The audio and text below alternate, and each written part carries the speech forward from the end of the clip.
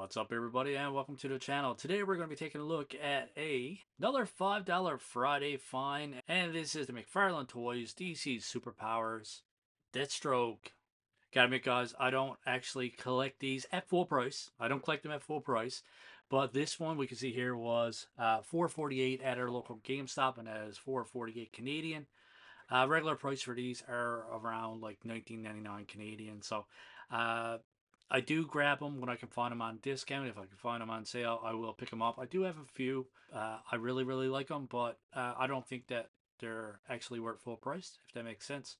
But if you actually want to pay full price, go right ahead, man. It's whatever you're into. I'm into so many different lines that I can't actually pay full price for everything.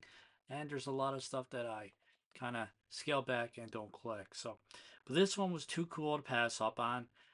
It's almost too cool to open up. I'm a sucker for carded figures. I really like the retro style packaging on these. Looks awesome. Awesome image of Deathstroke there on the front, which is super cool. And then on the back here we have the full lineup. We got Superman, obviously, Darkseid. We got Batman, which I really want, and haven't found it on sale yet. Got Green Lantern, Flash, Batman Who Laughs, Wonder Woman, Nightwing, and Deathstroke. On the bottom here, we got Batwing and Supermobile. Also, forget to mention there is a quick little read up right here. If you guys want to pause now, give it a quick read, and feel free to do so. This one is actually from 2023, so just a tad bit behind on this review, like most of my reviews. Other than that, guys, that pretty much wraps up packaging. We'll be right back with the McFarlane Toys Superpowers Deathstroke outside of the package to get a closer look. Yeah. Alright, guys, we are back and we have Mr. Deathstroke outside of the package. So he only comes with one accessory, and we have this little flimsy sword. Very soft plastic. But we can see that the paint application on it is pretty decent for what it is. I mean, silver paint, yellow handle. The downside is very bendy, squishy. And let's get down to the figure. Obviously, I'm going to keep this review nice and quick. Closer little look at Deathstroke here. Loving the eyes. The eyes look great. Uh, it's pretty cool. The paint application on this one is decent, but we can see like a lot of black showing through the yellow. There is a bit of overpaint there. The face is actually painted nicely though, and pretty much everything else is painted decently. No real big flaws. We can see a little bit of overpaint there with the yellow, kind of overpainted onto the black. Our blue is plastic, black is painted decently. Got a little bit of overpaint here in the crotch area. Boots look good. Not too bad overall. I like it. So overall, a nice little retro figure, retro style figure. Like I previously mentioned, I'm not all in on this series, but if I can get one for $5 or $6, a little bit cheaper than retail, then I'll definitely pick them up.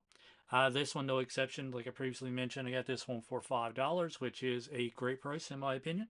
I like them, man. I like the retro style figures, and I like the 3 3/4 inch figures as well. So we had a closer look. Let's carry on with the review and cover articulation or anybody that's interested. So for his head, spins all the way around. Arms spin all the way around. We have no articulation in the elbows or the wrist or anything like that. For the leg, goes forward this far, back this far, which is pretty good. We do have articulated knees though, and you get a full, pretty much 90 degrees out of that. The ankle and boot are all one piece, so no articulation there. So in total, we have 1, 2, 3, 4, 5, 6, 7 points of articulation. So pretty cool. So let's pop his sword in his hand. So this one is a fisted hand, so you can't put a sword in this hand. This one here is your open grippy hand. I like the column, so that's the only option for your sword. And like I previously mentioned, that handle is super gummy. So what you're going to want to do is you can heat them up, but if you're gentle, you can kind of pry his fingers open a little bit. Don't pry it too hard because you will break it. And just open it up a little bit so that you can kind of squeeze that down in it. There we go. There we have Deathstroke with his sword in hand. Looking dangerous. Looking pretty cool. I like it. Alright guys, like I said, gonna keep this one nice and quick. Just kind of playing around in my little plastic dungeon, and I seen this guy on my wall and wanted to open him up. Just play around with him for a little bit, do a few shorts, take a couple pictures. You guys know the routine. If you like these retro style figures, and if you're a fan of DC Superpowers, then I think McFarlane is doing a decent job. I'm not really happy with the price. These are like $19.99 here in Canada, which is pretty ridiculous. I get this one for $4.49, somewhere around there. So yeah, quite happy with that price. But yeah, pretty good. If you are a big fan of these and you want to pay full price, then all the power to you. And I recommend it if you are a DC fan or a retro style figure fan. That makes sense. That's going to wrap it up for me. So as always, my friends, if you like this review, hit that like button, hit that subscribe button, and I'm waving this around like a wand for some weird reason. Leave a comment. Let me know, what do you think of the Superpowers line? Do you think McFarlane's doing a good job? Do you guys have any of the original Superpowers, which I do not?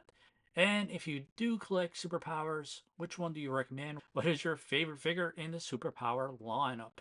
Yeah. We hope you enjoyed this review. We hope you enjoy the rest of your day. Keep collecting. Stay safe. Go buy some toys, superpowers, crotch